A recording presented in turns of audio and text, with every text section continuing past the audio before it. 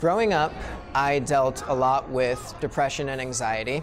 I don't remember a time when I wasn't depressed. It's not always easy to deal with it because for me, my depression is just like a cloud looming over me that I can't really shake. So even in moments where I know that I'm happy and I know that I'm doing something that brings me joy, there's just this lingering sadness for not necessarily any reason. Growing up, I never realized that I was depressed because it was just the way that I always felt. I've felt that way my entire life. I was harming myself pretty consistently, and I wasn't telling anybody about it. I still felt like I was wrong for feeling the way that I was feeling.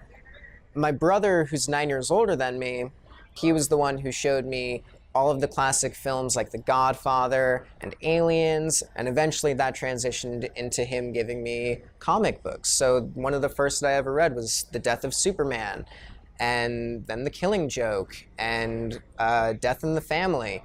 Growing up, Superman was actually one of my least favorite superheroes. It always felt like he had a superpower that could get him through whatever obstacle was in his way. So even for someone like Batman, I felt like his victories were earned, and I respected that a little bit more than what I viewed as just a godly alien who could do whatever he wanted to do. And then I read Superman Grounded.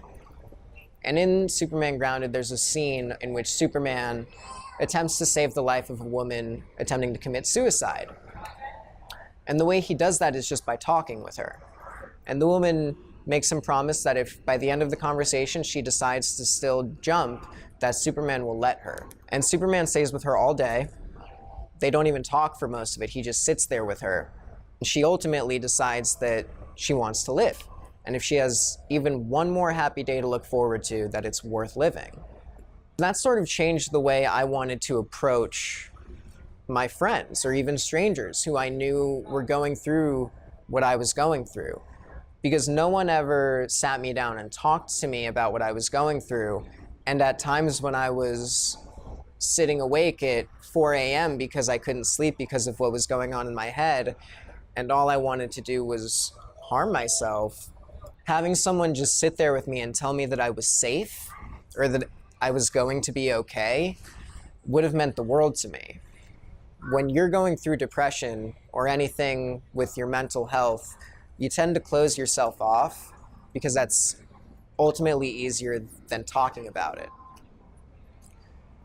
But if you open up the door for someone else and say, "I'm here for you," that can mean the world to somebody.